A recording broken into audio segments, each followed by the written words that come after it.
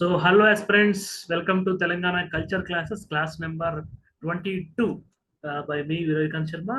So, before starting the class, TGPSC Group 1 and Group 2 examinations ki complete కోర్సులు మనకి LTX platform నుంచి వస్తున్నాయి. So group 1 కి 25,000 తోటి, గ్రూప్ 2 కి 18,000 రూపీస్ కి మనకి ఫుల్ కోర్స్ అయితే వస్తున్నాయి. సో ఇది లైఫ్ టైం వ్యాలిడిటీతో ఉంటుంది. EMI per month 5,000 rupees pay చేసి కూడా తీసుకోవచ్చు. వెరీ రేర్ ఆపర్చునిటీ, వేరే ప్లాట్ఫామ్స్ దాదాపు ఉండకపోవచ్చు. మరిన్ని వివరాల కోసం 7893-899-553కి ఫోన్ చేయండి. అదేవిధంగా టీఎస్పిఎస్సి సంబంధించినటువంటి కోర్సెస్, సో ఏ వివరాలు కావాలన్నప్పటికీ ఈ నెంబర్ని నేను కాంటాక్ట్ అవ్వచ్చు. అదేవిధంగా www.ltxclasses.com విజిట్ చేయండి. సో ప్యాకేజ్ బాగుంటుంది, strong recommend you. So Kakatiyas యొక్క లాస్ట్ క్లాస్ లో మనం ఈరోజు చూస్తున్నాము. సో ఈ క్లాస్ లో ఓవరాల్ గా కాకతీయాస్ కాంట్రిబ్యూషన్ ఏంటి అనేటువంటి దాని మీద ఫోకస్ ఇస్తున్నాము. సో మొన్న జరిగిన group 1 TGPSC group 1 June 9th examination జరిగింది. చూస్తే ఫ్యాక్ట్స్, ఒక పక్క ఫ్యాక్ట్స్ ఉన్నప్పటికీ ఇంకో పక్క ఫిలసాఫికల్ గా అడిగారు. అంటే కాన్సెప్ట్ అర్థం చేసుకోవాలి. జనరిక్ స్టేట్మెంట్స్ అడిగారు. జనరల్ గా కాకతీయాస్ యొక్క ప్యాటర్నేజ్ ఎలా ఉంటుంది, వాళ్ళ రిలీజియస్ టాలరెన్స్ ఎలా ఉంది, వాళ్ళ యొక్క సొసైటల్, కల్చరల్, ఎకనామిక్ ఆస్పెక్ట్స్ ఎలా ఉన్నాయి అనేటువంటిది. కాకతీయులు అవ్వచ్చు, సో వేములవాడ చాళుక్యులు అవ్వచ్చు, మిగతా మన యొక్క గౌతమిపుత్ర శాతకర్ణి ఒక శాతవాహనులకు సంబంధించవచ్చు, జనరల్ స్టేట్మెంట్స్ కూడా అడిగారు. అందుకే ఆ యొక్క మారిన ట్రెండ్ విధానానికి అనుకూలంగా ఇప్పుడు గ్రూప్ 2 లో కూడా అడగచ్చు. జనరల్ గా వాళ్ళ యొక్క సోషో కల్చరల్ ఎకనామిక్ ఇష్యూస్ మీద ఒక జనరల్ స్టేట్మెంట్స్ ఇచ్చి ఇవి కరెక్టా రాంగ్ అని అడగచ్చు. దానికి తగ్గట్టుగా నేను పీపీటీస్ ని మార్చాను. కరెంట్ అఫైర్స్ కంటిన్యూ అవుతాయి, ఫ్యాక్చువల్ థింగ్స్ కంటిన్యూ అవుతాయి, బట్ జనరల్ ఇంటర్ప్రిటేషన్ తో వచ్చాను కాబట్టి వీలైనంత మంది ఎక్కువ మందికి ఇది షేర్ చేయండి, లైక్ చేయండి, మంచి పాజిటివ్ కామెంట్స్ ఇవ్వండి. మీకు ఏమైనా డౌట్స్ ఉన్నప్పటికీ ఈమెయిల్ కి కూడా చేయొచ్చు. So Kakatiya dynasty which ruled over Telangana region from 12th to 14th century. So broad గా మనకి 12వ శతాబ్దం నుంచి 14వ శతాబ్దం బ్రాడ్ గా మనం క్లాసిఫై చేయొచ్చు. Played a pivotal role in shaping the cultural, social and economic fabric of the region. Telangana fabric లో social, cultural, economic aspects ని కాకతీయస్ చాలా ప్రభావితం చేశారు. ఇప్పటికీ వాళ్ళ పేరు మీద స్కీమ్స్ అవ్వచ్చు, వాళ్ళ పేరు మీద ప్రీవియస్ గవర్నమెంట్ అవ్వచ్చు, ఈ గవర్నమెంట్ కంటిన్యూ అవ్వచ్చు, ఎన్నో ఇనిషియేటివ్స్ ఉన్నాయి సోషల్ గా, కల్చరల్ గా, economic point of view. Their reign marked a period of significant achievements in art, culture, literature, language, architecture, economy and society. So temple architecture లో చూసినట్లయితే Ramappa temple గురించి మనం డిస్కస్ చేసుకోవాలి. It is also known as Rudreshwara temple. దీన్ని Rudreshwara temple కూడా అంటాము. UNESCO world heritage site కి ఒక మాస్టర్ పీస్ గా, కాకతీయస్ యొక్క ఆర్కిటెక్చర్ కి మాస్టర్ పీస్ లాగా మనం రామప్ప టెంపుల్ చెప్పుకుంటాము. The temple features floating bricks which reduce the structure's weight and sandbox foundations that absorb seismic shocks.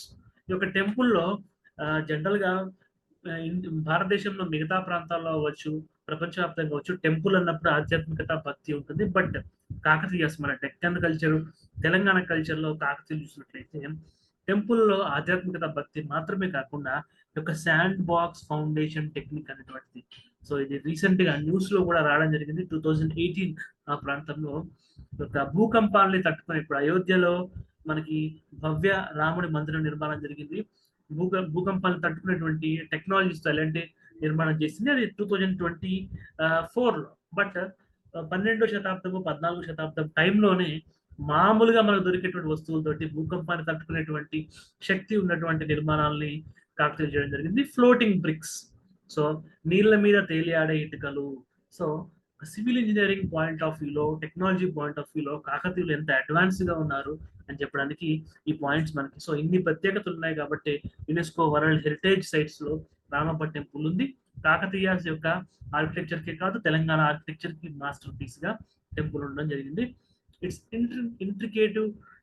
intricate carving depict various mythological scenes and the temple's sculptures are renowned for their delicate detailing. So delicate detailing చాలా సున్నితంగా, so చిన్న చిన్న, so ఇలా మనకి యొక్క Ramappa temple యొక్క స్తంభాల మీద మనం యొక్క శిల్పాలని కనుక సో పర్సనల్ గా విజిట్ చేయండి. Very good place to visit. చూసినట్లయితే చిన్న చిన్న మైన్యూట్ థింగ్స్ ని కూడా చాలా డెలికేట్ గా వాళ్ళు చెక్కడం జరిగింది. సో ఇది ఫ్లోటింగ్ బ్రిక్స్, తేలియాడే ఇటుకలు అని చెప్పి చిన్నప్పుడు మనం చదువుకుంటాం. సో ఇది రామప్ప టెంపుల్ అండ్ ఇది 1000 పిల్లర్ టెంపుల్. సో వరంగల్ ఇంకా చెప్పాలంటే హన్మకొండ నడిబొడ్డున ఉన్నటువంటి 1000 స్తంభాల గుడి. సో దానికి సంబంధించిన వివరాలు కూడా మనం చూడబోతున్నాం. So 1000 pillar temple located in Hanamkonda. This temple is known for its unique trikuta design. So త్రికుట అంటే 3 shrines, అంటే శివుడితో పాటు ఒక ముగ్గురు దేవతలకు సంబంధించినటువంటి ఒకే ఒక ప్రాంగణంలో మనం చూడబోతున్నాం. సో ఈ త్రికుట 3 shrine డిజైన్ అనేటువంటిది ఒక యూనిక్ తెలంగాణకి ఒక మన యొక్క ఆర్కిటెక్చర్ కి యూనిక్ ఫీచర్ గా మనం చెప్పుకోవచ్చు. The temple is adorned with numerous intricately carved pillars, each displaying elaborate design and motifs. So Ramappa temple ఎలా అయితే ఒక ఎలాబరేట్ డిజైన్స్ ఉన్నాయో, ఒక 1000 స్తంభాల గుడిలో కూడా డిజైన్స్ అవ్వచ్చు, సింబల్స్ యొక్క మోటివ్స్ అని చెప్పంటే ఒక రకమైన సింబల్స్ లేదా డిజైన్స్ అని చెప్పొచ్చు. అవి చాలా వివరంగా ప్రతి ఒక్క శిల్పం మీద లేదా ప్రతి ఒక్క స్తంభం మీద అవి చెక్కబడి ఉన్నాయి. The sculptures here include scenes from Hindu mythology, deities and floral patterns. యొక్క పువ్వుల యొక్క అమరికలు. సో మనకి బతుకమ్మ పండుగ కూడా కాకతీయుల కాలం నుంచే ఆరిజినేట్ అయిందని చెప్పి మనకి హిస్టారికల్ ఎవిడెన్సెస్ ఉన్నాయి. అందుకే ఫ్లోరల్ ప్యాటర్న్స్ మేబీ అందుకే ఉండుండొచ్చు. డైటీస్ మన పురాణంలో చెప్పబడినటువంటి దేవీ దేవతల్ని కూడా ఆ యొక్క స్తంభాల పైన చెక్కడం జరిగింది. సో కాకతీయుల యొక్క కాంట్రిబ్యూషన్ సంబంధించి గ్రూప్ 1 మైన్స్ లో వచ్చినప్పుడు ఈ పాయింట్స్ డైరెక్ట్ గా యూజ్ చేసుకోవచ్చు. అండ్ గ్రూప్ 2 పాయింట్ ఆఫ్ వ్యూలో వచ్చినప్పుడు కూడా ఒక డీటెయిల్డ్ ఎలాబొరేటెడ్ డిజైన్స్ అవ్వచ్చు, ఒక త్రికుట డిజైన్, ఇవన్నీ ఫ్యాక్చువల్ పాయింట్స్ ఏవైతే బోల్డ్ లెటర్ లో పెట్టానో డైరెక్ట్ గా మీరు తీసుకోండి. So Warangal fort, so Warangal కోట. సో వరంగల్ కోట మనకి దేశంలోనే చాలా ప్రసిద్ధి చెందినటువంటి కోట. So Warangal city, tri cities Warangal, Hanamkonda, Kazipet designs చూసినప్పుడు సర్క్యులర్ షేప్ లో ఉంటాయి. నేను అప్కమింగ్ స్లైడ్స్ లో చెప్తాను, మీకు చెప్పకుండా ఉండలేకపోతున్నాను ఎందుకంటే అంత గొప్ప ఆర్ట్ అండ్ కల్చర్ మనకి దగ్గరలోనే. సో తెలంగాణలో ఏ ఏరియా నుంచి అయినా 3 గంటల్లో బై రోడ్ వేలో మనం వెళ్ళి చూడొచ్చు. సో అంత గొప్ప కల్చర్ మనకి వరంగల్, కాజీపేట, హన్మకొండ ఏరియాస్ లో ఉంది. ఆ డీటెయిల్స్ అన్ని మన స్లైడ్స్ లో మనం ఇంక్లూడ్ చేసాము. సో కాకతీయ కళాతోరణం ఏదైతే తెలంగాణ రాజచిహ్నము, తెలంగాణ అఫీషియల్ లోగోలో ఉందో, సో తెలంగాణ లోగో మారింది అని చెప్పి కొత్త డిజైన్స్ రావడం అవన్నీ ఉన్నాయి. బట్ ఇప్పటికి ఈ రోజుకి ఈ వీడియో రికార్డ్ చేస్తున్నప్పటికీ కూడా గవర్నమెంట్ అఫీషియల్ వెబ్సైట్స్ లో ఇదే లోగో ఉంది. సో తెలంగాణ రాజముద్రగా ఇప్పటికీ ఇది చాలా మంది అవుతుంది. సో మారినటువంటి న్యూస్ లో, ప్రింట్ మీడియాలో వచ్చినటువంటి లోగో ఇంకా అయితే గవర్నమెంట్ వెబ్సైట్స్ లో అప్డేట్ చేయలేదు. సో ఈ యొక్క తెలంగాణ రాజచిహ్నం 2014 జూన్ 2న ఈ యొక్క formation, first formation day parade లో అప్పటి సీఎం కేసీఆర్ గారు లాంచ్ చేసిన ఈ చిహ్నంలో మనకి కాకతీయ కళాతోరణం, ఇది వరంగల్ కోట యొక్క గేట్ గా మనకి చెప్పవచ్చు. So gate way to the Warangal fort which is the emblem of Telangana's heritage. The fort's gateways and walls are decorated with detailed carvings that highlight the artistic skills of Kakatiya's craftsmen. యొక్క fort యొక్క gateway అవ్వచ్చు, ఆ చుట్టుపక్కల ప్రాంతాల్లో ఉన్నటువంటి యొక్క artistic things అవ్వచ్చు, ఇవన్నీ కాకతీయుల కాలంలో ఉన్నటువంటి క్రాఫ్ట్స్మెన్, ఆ శిల్పకారుల యొక్క వాళ్ళ యొక్క స్కిల్, వాళ్ళ యొక్క నైపుణ్యానికి ఇవి మనకి అర్థం పడతాయని చెప్పొచ్చు. So Ghanpur group of temples, మనకి కోటగళ్ళు అని పిలుస్తాం తెలుగులో. గన్పూర్ మనకి తెలంగాణలోనే గన్పూర్ ఉంది. సో మనకి సికింద్రాబాద్ నుంచి గుంటూరు, సో ఇంటర్సిటీ ట్రైన్ వెళ్ళే దారిలో కూడా మనకి ఈ యొక్క గన్పూర్ మనకి కనిపిస్తూ ఉంటుంది. This temples also known as Kotagullu showcase the architectural style of the Kakatiyas with elaborate carvings, intricate sculptures and the use of trikuta design. యొక్క త్రికుట లేదా 3 shrine డిజైన్ ఉంటుంది. So intricate, elaborate carvings, intricate sculptures, చిన్న చిన్న spaces లోనే, చిన్న చిన్న minute things లోనే ఒక ఎలాబరేటెడ్, ఒక మైథలాజికల్ కథంతర్ని చెక్కే విధంగా చిన్న చిన్న ఏరియాస్ లోనే శిల్పాలు చెక్కడం అనేటువంటిది ఈ యొక్క కాకతీయుల యొక్క శిల్పకారుల యొక్క నైపుణ్యానికి మనం ప్రత్యేకంగా చెప్పుకోవచ్చు. సో స్కల్ప్చర్ అండ్ ఆర్ట్ మనం చూసినట్టయితే the Kakatiyas excelled in stone sculpture. యొక్క రాతితో చేయబడుతున్నటువంటి శిల్పాల్లో కాకతీయులకు చెందినటువంటి క్రాఫ్ట్స్మెన్ చాలా నైపుణ్యాన్ని ప్రదర్శించేవారు. With temples adorned with detailed carvings depicting mythological narratives.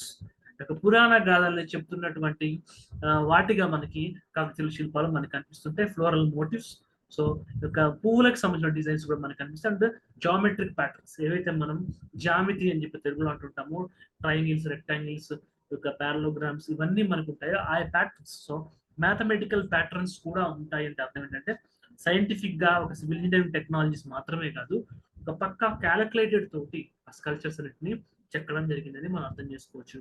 Notable sculptures include Nandi, statue at Ramappa temple which are intricately carved and polish. So ఏదో డీటెయిల్డ్ గా చెక్కడం మాత్రం కాదు, ఒక పాలిషింగ్ అనేటువంటి స్కిల్ కూడా కాకతీయుల యొక్క క్రాఫ్ట్స్ మనకి ఉండేది. దానికి example UNESCO world heritage sites లో భాగంగా ఉన్నటువంటి రామప్ప టెంపుల్ లో ఉన్నటువంటి యొక్క నందిని మనం దానికి ఉదాహరణ కింద చెప్పుకోవచ్చు. డాన్స్ అండ్ మ్యూజిక్, సో నేను అన్ని స్పెక్ట్రమ్స్ టచ్ చేస్తున్నాను. సో ఆర్కిటెక్చర్ చూసాము, స్కల్ప్చర్ అండ్ ఆర్ట్ చూసాము, డాన్స్ అండ్ మ్యూజిక్ చూసాము. సో మిగతా కాంపొనెంట్స్ కూడా చూస్తుంటాము. కాకతీయస్ యొక్క కల్చరల్ కాంట్రిబ్యూషన్ మొత్తాన్ని మనకి గ్రూప్ 1 మెయిన్స్ లో ఆన్సర్ రైటింగ్ పాయింట్ ఆఫ్ వ్యూలో యూజ్ చేసుకోవచ్చు. ఫ్యాక్ట్స్ ని అప్కమింగ్ గ్రూప్ 2 లో కూడా యూజ్ చేసుకోవచ్చు. డయాగ్రమాటిక్ రిప్రజెంటేషన్ ఇస్తున్నాను. కరెంట్ అఫైర్స్ కూడా విత్ సోర్సెస్ నేను అప్కమింగ్ స్లైడ్స్ లో పెడతాను కాబట్టి ఏ పాయింట్ ని మిస్ చేయొద్దు. మీరు వినే ప్రతి నిమిషం మీకు బెనిఫిట్ ఉంటుంది. సో సాగదీస్తూ వీడియో ఉండదు, డైరెక్ట్ టు ద పాయింట్ ఉంటుంది. దానికి interpretations group 2 main, group 1 mains, group 2 MCQ point of వ్యూలో and upcoming all exams group 3 అవ్వచ్చు. Department of government job calendar కూడా ఇస్తుందని చెప్పారు. అప్కమింగ్ ఎగ్జామ్స్ లో తెలంగాణ కల్చర్ లేని TGPS నిర్వహించే ప్రతి పేపర్ లో తెలంగాణ కల్చర్, ప్రతి టెస్ట్ లో మనకి తెలంగాణ కల్చర్ ఉంటుంది. వాటిలో డెఫినెట్ గా ఇంతకు మించి స్కోప్ అయితే ఉండదు. వీటినే మనకు అడగాలి. ఇంకా ఎక్స్ట్రా థింగ్స్ అడగచ్చు, వాటిని ఎలిమినేట్ చేసి. కానీ ఫండమెంటల్ థింగ్స్ ని మనకి తెలుగు అకాడమీ బుక్స్ అవ్వచ్చు, డాక్టర్ బిఆర్ అంబేద్కర్ బుక్స్ నుంచి అవ్వచ్చు, రెండింటిని మనం తీసుకుని మనం యొక్క బీపీటీని రూపొందించడం జరిగింది. Dance and music, the Kakatiya periods are the flourishing of classical dance forms and music. మనం చూసుకున్నట్టయితే పేరుని శివతాండవం మేము డిస్ప్లే చేసాము. ఇది కాకతీయుల కాలం నుంచే మనకి తెలంగాణ ప్రాంతంలో, దక్కన్ ప్రాంతంలో వాడుకలో ఉంది. So integration of art into daily life. So భారతదేశంలోని మిగతా ప్రాంతాల్లో కాకుండా, లేదా ప్రపంచంలో మిగతా ప్రాంతాల్లో కాకుండా, సో చాలా వాటిలో ఆర్ట్ వేరు, లైఫ్ వేరు ఉంటుంది. కానీ తెలంగాణ జీవితంలోనే కళలోనే జీవితం అనేటువంటి కాన్సెప్ట్. తెలంగాణ మలిదశ ఉద్యమంలో కూడా మనకి గద్దర్, సో ప్రజానాట్య మండలి అవ్వచ్చు, సో కవి గాయక వైతాళిక కళా మందిరాలని చెప్పి మన స్టేట్ యాంథంలో రాష్ట్ర గీతం జై జై తెలంగాణ అది కన్ఫామ్. సో దాంట్లో కవి గాయక వైతాళిక కళా మందిరాలని చెప్పి ఒక లైన్ ఉంది. సో దానికి ఒక ఆర్ట్ లైఫ్ వేరు కాదు, జీవితమే ఆర్ట్ జీవితంగా మనకి తెలంగాణ డాన్స్ అండ్ మ్యూజిక్ లో ఆ స్పిరిట్ మనకి కనిపిస్తూ ఉంటుంది. The patronage of dance and music by Kakatiya rulers helped preserve and propagate the cultural form. So a king patronize చేశారు, ఎప్పుడు చేశారు, ఇవన్నీ ప్రీవియస్ క్లాస్ లో మనం ఆల్రెడీ డిస్కస్ చేసుకున్నాము, కింగ్స్ క్వీన్స్ గురించి. So propagate this cultural norms. Daily life లో భాగంగా కళలు ఎందుకు ఏర్పడ్డాయి అంటే అంత ప్యాట్రనైజ్ కింగ్స్ నుంచి లభించడం జరిగింది. సో తెలుగు లిటరేచర్, తెలుగు సాహిత్యంలో మనం చూసుకున్నట్లయితే Kakatiya period was a golden age for Telugu literature. Prominent literary figures such as Vidyanatha, Jayappa Senani and Palkuri Somanatha flourished under the patronage of the Kakatiya rulers. So group 1 లో కూడా మనకి ఒక విద్యానాథుడికి సంబంధించినటువంటి MCQ వచ్చింది, జయాప సేనానికి సంబంధించి వచ్చింది. సో మనం exam కి ముందే ఈ పార్ట్స్ మనం కవర్ చేసాము. ఎగ్జామినేషన్ లో అవి డైరెక్ట్ LTX లో మన కల్చర్ వీడియోస్ నుంచి కూడా చాలా బిట్లు, ఇంక్లూడింగ్ కరెంట్ అఫైర్స్ సంబంధించిన థింగ్స్ కూడా మనకి రావడం జరిగింది. సో పాల్కూరికి సోమనాథుడు మనకి రాసినటువంటి బసవ పురాణము, ఇది మనకే కాదు కర్ణాటకలో కూడా, సో ఇంకా చెప్పాలంటే మనకంటే ఎక్కువ కర్ణాటకలో ఈ వీరశైవ కాన్సెప్ట్ యొక్క బసవ పురాణం, వీరశైవ మతం అని కూడా చెప్పుకోవచ్చు. ఎందుకంటే ఈ లింగాయతులు, వీరశైవ లింగాయతులు వీళ్ళు ఒక మోర్ దెన్ హిందూ సనాతన ధర్మంలో భాగంగా ఉంటూనే వీళ్ళకి ఒక మతానికి కావాల్సినటువంటి అన్ని యొక్క లక్షణాలు వీళ్ళు సమకూర్చుకోవడం జరిగింది. సో దీనికి పాల్కూరికి సోమనాథుడు బసవ పురాణం ఒక బేసిక్ బుక్ గా మనం చెప్పుకోవచ్చు. So socio religious milieu of the time. So literature మాత్రమే కాకుండా సోషో రిలీజియస్, సామాజిక మతపరమైన జీవితాన్ని ప్రభావితం చేయగలిగేటువంటి గొప్ప పుస్తకాలు, గొప్ప సాహిత్యం యొక్క సృష్టి మనకి కాకతీయుల కాలం జరిగింది. పాల్కూరికి సోమనాథ బసవ పురాణం అండ్ పండితారాజ్య చరిత్ర, ఈ యొక్క పండితారాజ్య చరిత్ర ఇవ్వచ్చు, బసవ పురాణం శైవ సాహిత్యం ఇలా శివకవి యుగం కిందకే మనకు వస్తుంది. Which are significant contribution to Telugu literature and reflect the socio religious మెయిల్యూ.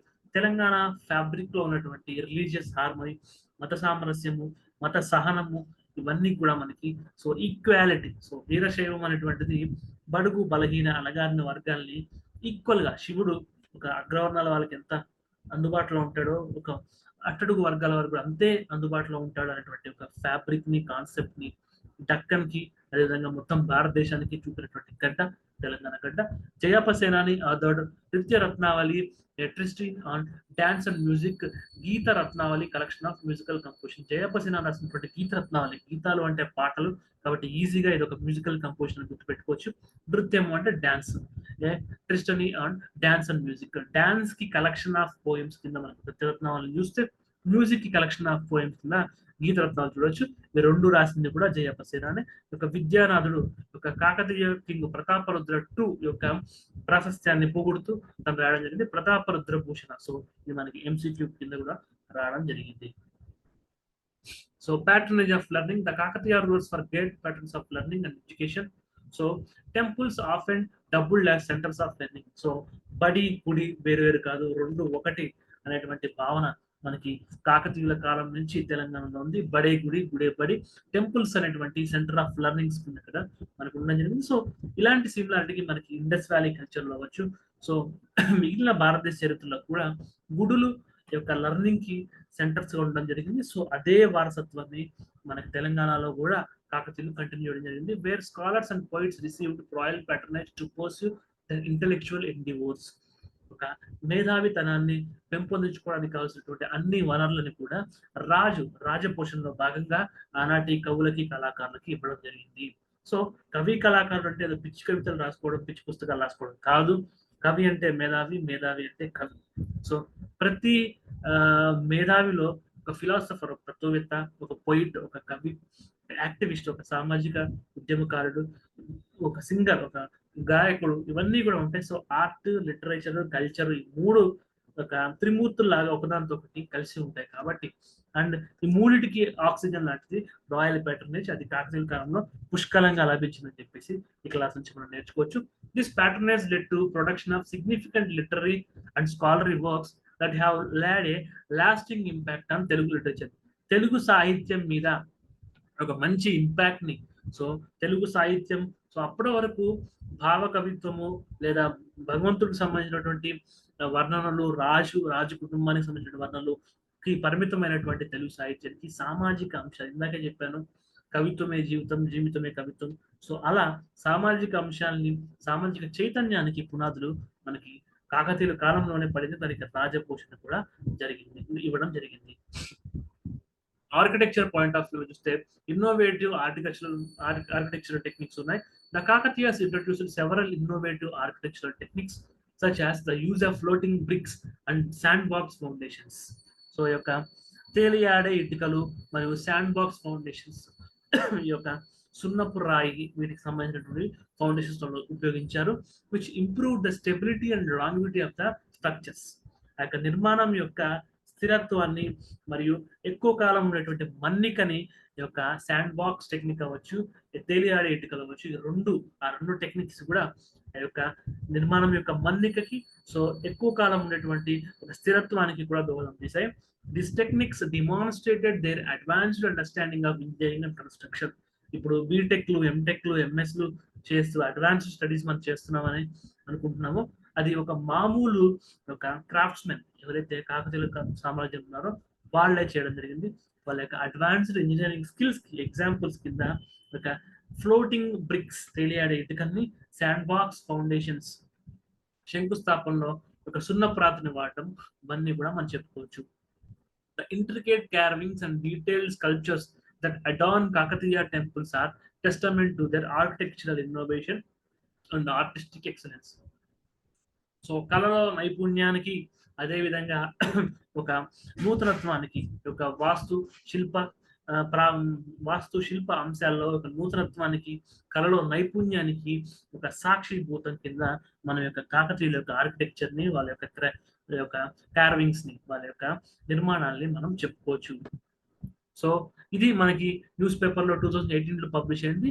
So a team of civil engineering researchers from Hyderabad are studying the Kakatiya dynasty era sand box techniques of laying foundation to make building earthquake resistant. భూకంపాన్ని తట్టుకుని నిలబడేటువంటి యొక్క సామర్థ్యాన్ని కలిగినటువంటి technique కాకతీయుల కాలంలో ఉంది అనేటువంటి విషయం మీద హైదరాబాద్ చెందినటువంటి team of civil engineers research చేస్తున్నారు.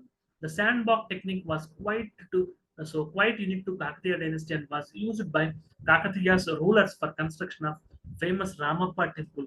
ఏదైతే యునెస్కో వరల్డ్ హెరిటేజ్ సైట్ లో ఉంది అని చెప్పినటువంటి రామప్ప టెంపుల్ యొక్క నిర్మాణంలో యొక్క ఫ్లోటింగ్ బ్రిక్స్ మరియు శాండ్ బాక్స్ టెక్నిక్ ని యూజ్ చేయడం జరిగింది.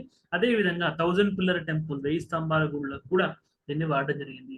And the 2 temples which are unaffected by seismic disturbances for hundreds of years now stand testimony for the effectiveness of the technique. So 12-13 శతాబ్దాల్లో కట్టినటువంటి ఆ గుళ్ళు ఇప్పటికీ దాదాపు ఒక 8-9 సో ఒక 8 మనకి మనకి 8 శతాబ్దాలు గడిచిపోయాయి. ఈ మధ్యలో ఎన్నో సార్లు భూకంపాలు చిన్నవా వచ్చి పెద్ద వచ్చి రావడం జరిగింది. బట్ ఆ యొక్క గుళ్ళు చెప్పు చెదరకుండా ఉన్నాయి. సో దానికి ఒక టెస్టమెంట్ గా ఒక సాక్షిభూతంగా ఆ టెక్నిక్స్ చాలా ఎఫెక్టివ్ గా వర్క్ అయ్యాయని చెప్పడానికి ఉదాహరణలుగా ఈ 2 టెంపుల్స్ మనం చూస్తాం. ఆ టెక్నిక్ ఏంటంటే technique involve filling the pit dug up for laying foundation. ఒక శంకుస్థాపన చేసేటప్పుడు మనం భూమి పూజ చేస్తాం, నవధాన్యాలు దాంట్లో వేస్తాం. సో శంకుస్థాపన చేసేటప్పుడు లోపల అయితే పెడతారో ఆ రాగి రేక్ భగవంతుడికి గుర్తుగా మనం పెడతాం, సో భూమాతకి. సో దాంట్లో ఆ భాగంలో ఆ శంకుస్థాపన చేసినటువంటి పిట్ అయితే గుంత ఉందో దాంట్లో మిక్స్చర్ ఆఫ్ శాండ్ లైమ్ సున్నపు రాయిని, జాగరి బెల్లాన్ని అంటే అతకడం కోసం, అండ్ కరక్కాయ మనం దగ్గు వచ్చినప్పుడు వాడతాము కరక్కాయ అని చెప్పి పిలుస్తుంటాము. ఆ కరక్కాయని, బెల్లాన్ని, సున్నపు రాయిని ఈ మూటిని మిక్స్ చేసి సో మిగతా కన్స్ట్రక్షన్ స్టార్ట్ చేయడం కంటే ముందు ఆ పిట్ లో ఏదైతే ఆ యొక్క తవ్వినటువంటి సొరంగం ఏదైతుందో ఫౌండేషన్ స్టోన్ కోసం శంకుస్థాపన కోసం తగినటువంటి పిట్ ఏదైతే ఉందో యొక్క పునాది కింద ఉండేటువంటి భాగం దాంట్లో వేసి దానిపై నిర్మాణం చేస్తారు. సో ఇక్కడ మనకి సున్నపు రాయి దానికి లాంగిడిటీని అంటే ఎక్కువ కాలం మనడానికి కావాల్సినటువంటి ఇస్తుంది. సో దీనికి కరక్కాయ దానికి స్టెబిలిటీ ఆ యొక్క నిర్మాణానికి స్టెబిలిటీని ఇస్తుంది.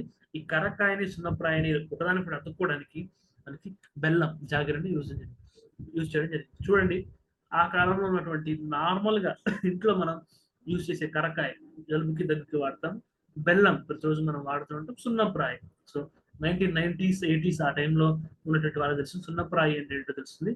సో మామూలుగా దొరికేటువంటి 3 థింగ్స్ తోటి ఇప్పుడు రీసెర్చ్ అండ్ డెవలప్మెంట్ R&D అని చెప్పి కొన్ని 100 కోట్లు 1000 కోట్లు ఖర్చు పెట్టి సివిల్ ఇంజనీరింగ్ లో యొక్క రీఫార్మ్స్ అవ్వచ్చు, ఇన్నోవేషన్స్ అవ్వచ్చు తీసుకొస్తున్నారు. కానీ సింపుల్ గా ఇంట్లో దొరికేటువంటి వాటితోటి శంకుస్థాపన చేసినటువంటి ప్రాంతాన్ని ఒక పునాది ప్రాంతానికి వేసేసి ఆ బిల్డింగ్స్ ని సో దాదాపు 8 శతాబ్దాల నుంచి చెక్కు చెదరినటువంటి 1000 పిల్లర్ టెంపుల్ ని రామప్ప టెంపుల్ ని కట్టినటువంటి కాకతీయుల యొక్క దీర్ఘకాలిక ప్రణాళికలకి వాళ్ళ యొక్క ఆర్టిస్టిక్ స్కిల్ కి వాళ్ళ యొక్క ఇంజనీరింగ్ క్యాపబిలిటీస్ కి సెల్యూట్ చెప్పుకుందాం. Urban development. సో వాళ్ళ అర్బన్ డెవలప్మెంట్ చెప్పడానికి జస్ట్ ఈ యొక్క మ్యాప్ కూడా మ్యాప్ ఇది వాళ్ళ వెబ్సైట్ నుంచి తీసుకోవడం జరిగింది. మనకి ట్రై సిటీస్ అంటే వరంగల్, మనకి వరంగల్, హనుమకొండ అంటే కాజీపేట ఈ ఏరియాస్ లో ఉన్నటువంటి ట్రై సిటీస్ లో చూసినట్లయితే దానికి సర్కిల్ షేప్ లో ఉంటాయి. సో శత్రువులు ఆ యొక్క వరంగల్ కోట సో మధ్యలో మధ్యలో ఉన్నటువంటి యొక్క వరంగల్ కోట చుట్టుకుంటారంటే సర్కిల్ షేప్ లో తిరుగుతూ ఉండాలి. సో కాకతీయుల యొక్క సైన్యాన్ని మోహరించుకోవడానికి వాళ్ళకి ఈజీగా ఉంటుంది. బట్ శత్రువులు ఏంటంటే తిరిగి కోట మధ్యలోకి రావాలి. అద్భుతమైనటువంటి యుద్ధ వ్యూహంతో నిర్మించినటువంటి యొక్క టౌన్ గా సో సిటీగా మనం చెప్పొచ్చు. సో టౌన్ ప్లానింగ్ మన చండీగఢ్ బాగుంది అని చెప్పి ఇండియాలో ఎగ్జాంపుల్ చెప్తాం. తెలంగాణ పాయింట్ ఆఫ్ వ్యూ చూస్తే మనకి వరంగల్ సో టెంపుల్స్ అవ్వచ్చు, కోటలు అవ్వచ్చు, ఒక రాజులు వాడినటువంటి అడ్మినిస్ట్రేటివ్ బిల్డింగ్స్ అవ్వచ్చు. So well carved town planning అని చెప్పొచ్చు. Kakatiyas focused on development of towns and cities, fostering urban growth and improving infrastructure. పెరుగుతున్నటువంటి జనాభాకి ఏ విధంగా సౌకర్యాలు కల్పించాలని దృష్టిలో పెట్టుకుని వాళ్ళ యొక్క నగర నిర్మాణాన్ని వాళ్ళు ప్లాన్ చేయడం జరిగింది. They established well planned urban centres with significant civic communities reflecting their sophisticated approach to urban planning and development. ఒక నగర నిర్మాణము, నగరంలో మౌలిక సదుపాయాల కల్పన అనేటువంటిది ఫ్యూచర్ ని దృష్టిలో పెట్టుకుని వాళ్ళు చేయడం జరిగింది. సో కూడా మ్యాప్ మనకు చూస్తేనే వాళ్ళ యొక్క అర్బన్ డెవలప్మెంట్ సిటీ విస్తరిస్తూ ఉంటుంది. సో ఇంత సిటీ ఉన్నది జనాభాతో అవకాశాలతో పాటు ఇలా మనకి సర్కిల్ షేప్ లో విస్తరిస్తూ ఉంటుంది. సో దాన్ని దృష్టిలో పెట్టుకుని వాళ్ళ కూడా యొక్క అవుట్లైన్ కూడా రూపొందించడం జరిగింది. దీనికి అప్పుడు కాకతీయుల రాజులు రూపొందించినటువంటి ఆ యొక్క అర్బన్ డెవలప్మెంట్ ప్లాన్స్ అప్పుడు ఉపయోగించినటువంటి వాటిని బేస్ చేసుకుని రెనోవేట్ చేసి మనం చేయడం జరిగింది. సో అర్బన్ డెవలప్మెంట్ అనే పాయింట్ ఆఫ్ వ్యూలో కూడా కాకతీయులు ఆనాడే ఆలోచించడం జరిగిందని చెప్పి చెప్పడం నా ఉద్దేశం. So economy point of view చూస్తే agriculture and irrigation Kakatiyas implemented several agrarian reforms and constructed extensive irrigation works, including tanks and canals to support the agriculture. Mission Kakatiya, mission Bhagiratha inaugurate చేసేటప్పుడు కూడా అప్పుడు సీఎం కేసీఆర్ గారు చెప్పడం జరిగింది. ఒక ట్యాంక్స్, చెరువు ఆధారితంగా వ్యవసాయాన్ని డెవలప్ చేయడం అనేటువంటిది మొత్తం దేశంలోనే కాకతీయులు ఆదర్శప్రాయంగా నిలిచారు. దాన్ని ఇన్స్పిరేషన్ గా తీసుకునే మనకి మిషన్ కాకతీయ అని. సో చెరువుల్ని మళ్ళీ రీస్టోర్ చేయడము, so go back to tanks. So Dayananda Saraswati ఎలా అయితే గో బ్యాక్ టు వేదస్ అని చెప్పారో, అప్పుడు ఉన్నటువంటి CM KCR garu go back to Kakatiya times. చెరువుల్ని ఆధారం చేసుకుని వ్యవసాయం చేయడం ఉంటుంది ఇక్కడ ఉన్నటువంటి జాగ్రఫిక్ సూటబుల్ థింగ్ అని చెప్పేసి ఆ యొక్క మిషన్ ని వారు స్టార్ట్ చేయడం జరిగింది. కెనాల్స్, ఒక కాలువలు అవ్వచ్చు, అగ్రికల్చర్ సపోర్ట్ గా ఒక పక్క కాలువల్ని లోకల్ గా మనకి ట్యాంక్స్ అంటే చెరువుల్ని, సో బయట ప్రాంతంలో ఎక్సెస్ గా ఉన్నటువంటి వాటర్ ని మనం వ్యవసాయ సంబంధించిన కోసం కెనాల్స్. ఒక టూ ప్రొలాంగ్ అప్రోచ్ అంటే ద్విముఖ వ్యూహంతో కాకతీయులు అలాంటి అగ్రికల్చరల్ నీడ్స్ ని, ఇరిగేషన్ నీడ్స్ ని వాళ్ళు తీర్చడం జరిగింది. నోటబుల్ ఎగ్జాంపుల్స్ ఇంక్లూడ్ ద సముద్రం tank built in the chain system to efficiently maintain the resources. This irrigation system significantly boosted agricultural productivity and ensured food security. So కాకతీయుల కాలంలో tanks కూడా recent గా గుర్తుకు రావడం జరిగింది. అది కూడా అప్కమింగ్ స్లైడ్ లో నేను విత్ సోర్స్ మెన్షన్ చేసి ఆ కరెంట్ అఫైర్ డిస్కస్ చేస్తాను. Kakatiya tanks, some of the most notable tanks include the Pakala lake. So మనకి వరంగల్ జిల్లాలో, ఉమ్మడి వరంగల్ జిల్లాలోని పాకాల చెరువు మనకు కనిపిస్తుంది. So Laknavaram park, so Laknavaram lake, so Ramappa lake, Ramappa temple దగ్గర ఉన్నటువంటి lake, which were constructed to harness manage water resources efficiently. So నీటి వనరులని సమర్థవంతంగా వినియోగించుకోవడానికి చిహ్నంగా నిర్మించినటువంటి ట్యాంక్స్ కి చిహ్నంగా మనకి పాకాల లేక్, సో పాకాల చెరువు, రామప్ప చెరువు, లక్కవరం చెరువు. సో బ్రీత్లెస్ తెలంగాణ సాంగ్ లో మనకి పేర్లన్నీ కూడా వస్తూ ఉంటాయి. గోరెడ్డి వెంకన్న రాసినటువంటి Telangana breathless song. So the construction of tanks and canals facilitated the cultivation of crops like rice, which became a staple food and major economic asset for the region. ఈ యొక్క tanks అవ్వచ్చు అంటే చెరువులు, ఒక కెనాల్స్ అంటే నీటి కాలువలతోటి సర్ఫేస్ ఏరియాస్ అంటే deficit areas ప్రొపరేట్ చేయడం వల్ల ఒక రైస్ లాంటి ఒక వాటర్ ఇంటెన్సిటీ ఉన్నటువంటి క్రాప్, ఒక కేజీ రైస్ పండించడానికి 2000 లీటర్ల వాటర్ మనకి యూజ్ చేస్తూ ఉంటారు పంజాబ్ లాంటి ఏరియాస్ లో. సో అంటే వాటర్ ఇంటెన్సివ్ క్రాప్ అయినటువంటి రైస్ యొక్క దక్కన్ ప్రాంతం నుండి తెలంగాణలో స్టేపుల్ ఫుడ్ అవ్వగలిగింది అంటే దానికి నీటి వనరుల లభ్యత కారణము. దానికి పాకాల, రామప్ప, లక్నవరం లాంటి ఎఫిషియంట్ వాటర్ రిసోర్సెస్ మేనేజ్మెంట్ ఉన్నటువంటి ట్యాంక్స్ కాకతీయ యొక్క ఇరిగేషన్ సిస్టమ్ కి మనం ప్రత్యేకంగా చెప్పుకోవచ్చు.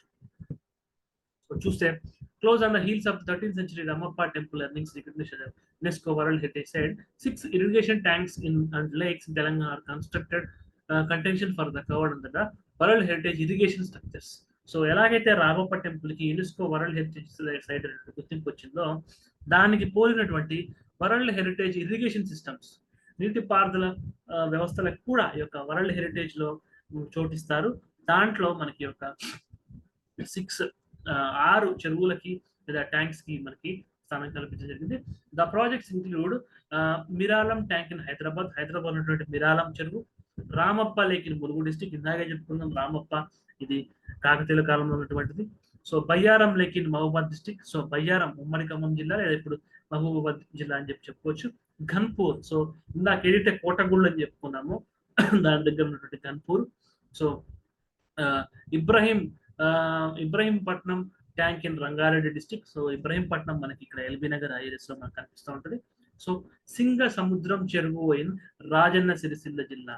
సో ఇందులో మనకి రామప్ప లేక్ ఆల్రెడీ కాకతీయుల కాలంలో ఉన్నట్టు చూస్తుంది. ఇవన్నీ కూడా ఆ యొక్క సమకాలీనటువంటి చెరువుల కింద మనం చూడొచ్చు. వీటికి కూడా యొక్క UNESCO world heritage irrigation structure యొక్క ట్యాగ్ లభించింది.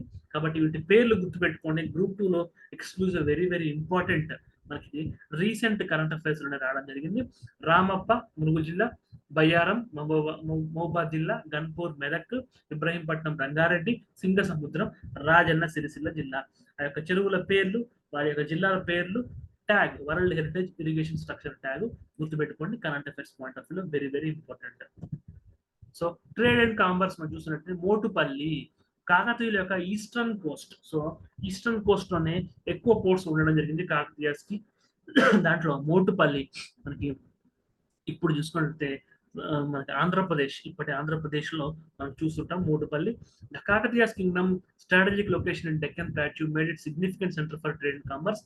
The range rich mineral resources including diamonds and precious stones attracted traders from far and wide. So వ్యవసాయానికి సంబంధించిన సదుపాయాలు కాకుండా, ఆర్ట్స్ అండ్ కల్చర్ కాకుండా, మినరల్స్ జాగ్రఫీ పాయింట్ ఆఫ్ వ్యూలో మనకి ఖమ్మం జిల్లా ఒకటి చాలు మినరల్స్ పాయింట్ ఆఫ్ వ్యూలో. సో ఇండియాకి జార్ఖండ్, ఛత్తీస్గఢ్ ఎలాగో తెలంగాణకి ఉమ్మడి ఖమ్మం జిల్లా అన్ని మినరల్స్ ఇస్తుంది. సో కాకతీయుల సామ్రాజ్యంలో భాగంగానే ఉంది.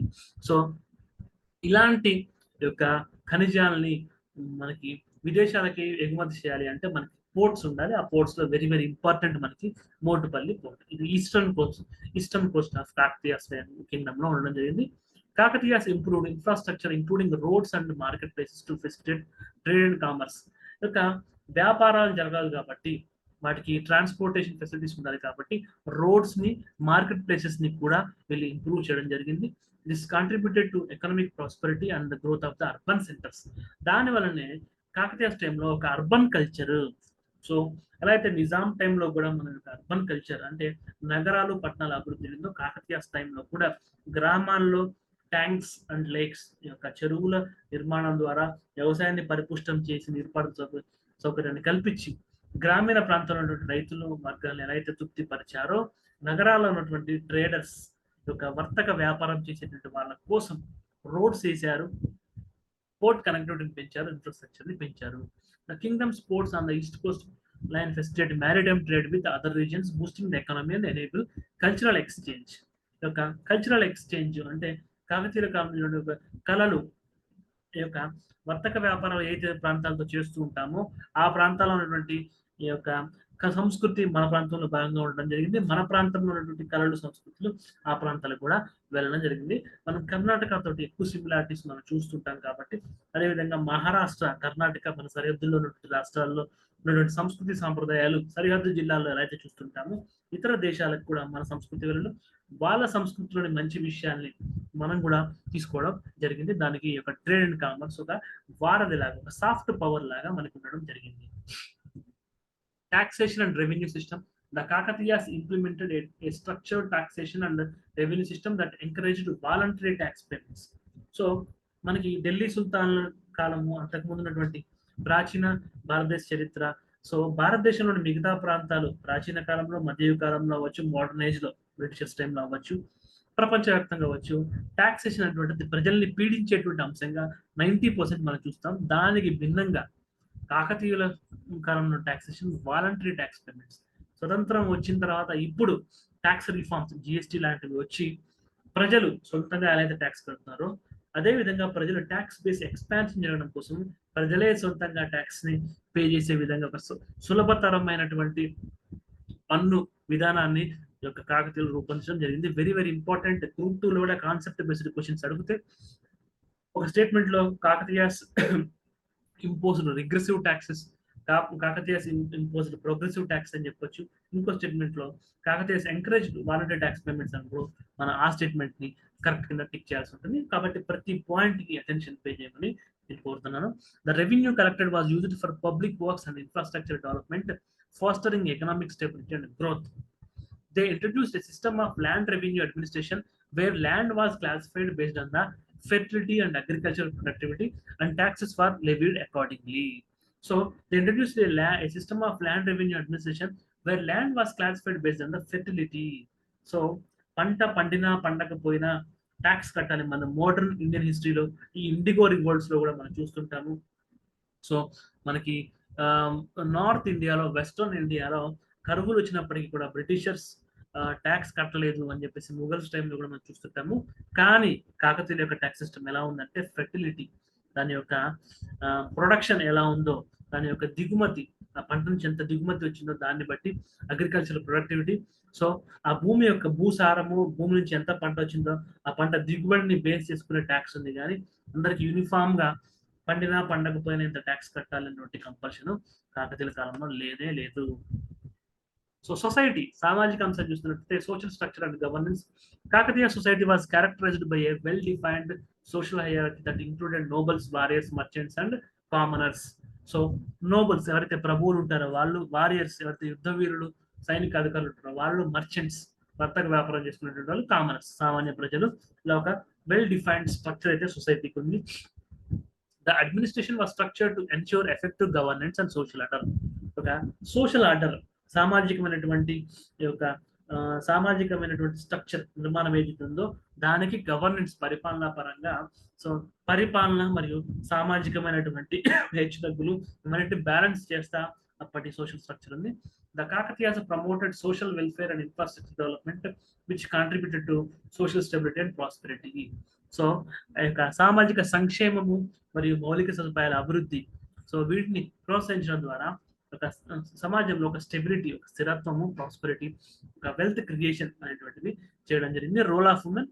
Women held prominent position in Kakatiya society with figures like Rani Rudramadevi exemplifying female leadership and empowerment. So స్త్రీకి సరైన స్థానం కల్పింపబడింది అని చెప్పడానికి రుద్రమదేవిని మనం ఒక ఎగ్జాంపుల్ గా, సో స్త్రీకి నాయకత్వ లక్షణాలు మరియు స్త్రీ యొక్క ఉమెన్ ఎంపవర్మెంట్, స్త్రీ యొక్క అభ్యుదయం కూడా జరిగింది అని చెప్పి స్వయం సాధికారత స్త్రీకి ఇవ్వడం జరిగింది అని చెప్పి చెప్పుకోవచ్చు. Rani Rudramadevi who ruled as a monarch demonstrated a significant role of women in Kakatiya dynasty. So ఈ వొకాబులరీ ఎక్స్ట్రీమ్ గా ఉండొచ్చు, బట్ మన ఉద్దేశం ఏంటంటే రాణి రుద్రమదేవి స్వయం ప్రతిపత్తి కలిగినటువంటి పూర్తి స్థాయి రాజు ఎలా అయితే పరిపాలిస్తాడో అలాగే ఒక ఉమెన్ అయినప్పటికీ కూడా ఆమెకు అన్ని అధికారాలు ఇవ్వడం అనేటువంటి జరిగింది. ఒక స్త్రీ స్వామ్య వ్యవస్థ అని చెప్పలేం, కానీ స్త్రీకి ఒక సమాన సాధికారత మనకి కాకతీయుల కాలంలో దక్కింది అని చెప్పడానికి రుద్రమదేవిని ఒక ఎగ్జాంపుల్ గా చెప్తూ కొంత ఎక్స్ట్రీమ్ వొకాబులరీ యూజ్ చేశాం, బట్ మహిళలకి తగు స్థానం కల్పింపబడిందని చెప్పడం మన ఉద్దేశం. Kakatiya supported the participation of women in various social, economic and political activities reflecting their progressive outlook on gender roles. So సామాజిక, ఆర్థిక, రాజకీయమైనటువంటి విషయాల్లో మహిళలు పాల్గొనే విధంగా అప్పుడు అట్మాస్ఫియర్ ఉండడం జరిగింది. కాబట్టి జెండర్ రోల్స్ ఏదైతే లింగంతో వచ్చినటువంటి, అంటే మహిళలు ఈ పని చేయాలి, పురుషులు ఈ పని చేయాలి డిమార్కేషన్స్ ని చెరిపేయడానికి కావాల్సిన ఇనిషియేటివ్ ఆనాటి కాలం నుంచే మనం చూడొచ్చు. Religious tolerance and patronage very very important. Group 1 point of వ్యూలో మన జరిగిన ఎగ్జామినేషన్ లో ఒక 2 MCQs ఈ టాలరెన్స్ కి సంబంధించినట్టు మనం చూస్తుంటాము. The Kakatiyas were known for their religious tolerance and patronages of various faiths including Shaivism, Vaishnavism and Jainism. So శైవ మతము, వైష్ణవ మతము, జైన మతము. సో మైనారిటీస్ కు సంబంధించిన పాయింట్ ఆఫ్ వ్యూలో జైన మతం ఆ కాలంలో వృద్ధి చెందింది. చాళుక్యుల సమయం నుంచి కూడా అది వృద్ధి చెందుతూ వచ్చింది. శైవిజం, సో మెజారిటీ దాంట్లో శైవిజం. సో శైవిజానికి ఆపోజిట్ గా ఉన్నటువంటి వైష్ణవిజానికి కూడా రాయల్ ప్యాటర్నేజ్ యొక్క రాజపోషణ దక్కడం మనం చూస్తుంటాము. సో గ్రూప్ 1 సొల్యూషన్స్ మీద కూడా వీడియో చేశాను, అబ్జెక్షన్స్ కూడా రైజ్ చేశాను, దానికి సంబంధించిన PDF కూడా గ్రూప్ లో పెట్టడం జరిగింది. కాబట్టి ఎవరైనా చూడని వాళ్ళు ఉంటే అది చూడండి.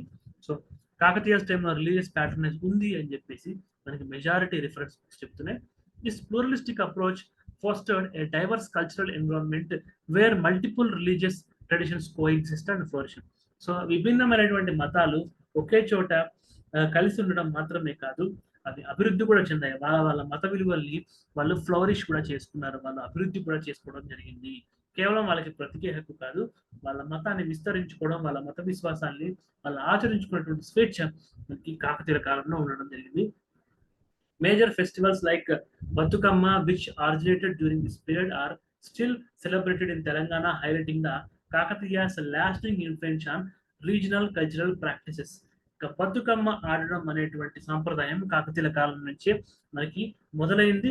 రీజనల్ కల్చరల్ ప్రాక్టీసెస్ కి, అంటే స్థానికమైనటువంటి సాంస్కృతికమైనటువంటి అలవాట్లకి రాజులు ఎంత గౌరవం ఇచ్చారని చెప్పడానికి బతుకమ్మ ఆడడం అప్పుడే మొదలవడం, అప్పటి నుంచి మనకి వాడుకలు ఉండడం అనేటువంటి విషయం మనకి నిరూపిస్తుంది.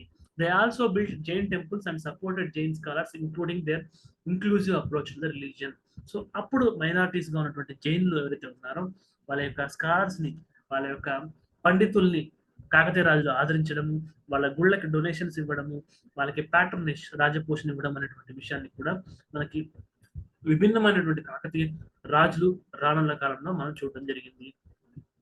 The Kakatiya dynasty contributions to art, culture, literature, language, architecture, economy and society have left an indelible mark on the cultural heritage of Telangana.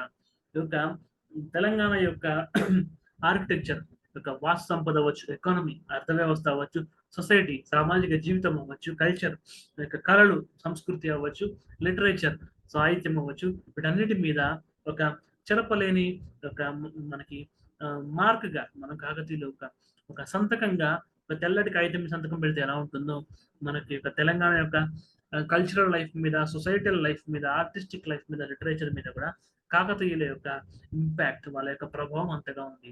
There innovative architectural techniques, literary patronage, advancements in culture and irrigation and progressive social policies. So కులాంతర వివాహాలకు కూడా ఆనాడు అనుమతి ఉండేది, చాలా దర్జాగా చేసుకునేవారు. ఇలాంటి ప్రోగ్రెసివ్ సోషల్ పాలసీస్ కూడా ఉన్నాయి. Prosperous and culturally rich society, Bathukamma లాంటి ఒక రిచ్ ఫ్లోరల్ ఫెస్టివల్. సో ప్రపంచంలోనే ఒక పూలతో పండుగ చేసుకునేటువంటి ఒక రిచ్ కల్చరల్ ట్రెడిషన్స్ కూడా మనకు ఉండడం జరిగింది. And tanks and lakes, canals ద్వారా ప్రాస్పరస్ ఫార్మర్స్ కూడా కాకతీయ కాలంలో ఉండడం జరిగింది. The legacy of Kakatiyas continue to be celebrated and progressive in Telangana, making them a pivotal part of the region's historical and cultural identity. So Telangana అస్తిత్వము, తెలంగాణ చారిత్రక, సాంస్కృతిక, సామాజిక, ఆర్థిక, సాహిత్యమైనటువంటి అస్తిత్వానికి కాకతీయులు ఒక మూల స్తంభంగా ఉన్నారని చెప్పడానికి మనకి ఎటువంటి సంశయం లేదు అని చెప్పి అనుకోవచ్చు. So if you have any doubts, feel free to mail me avikanchermalan@gmail.com. So give your constructive feedback in the comment section. Have a nice day. Take care.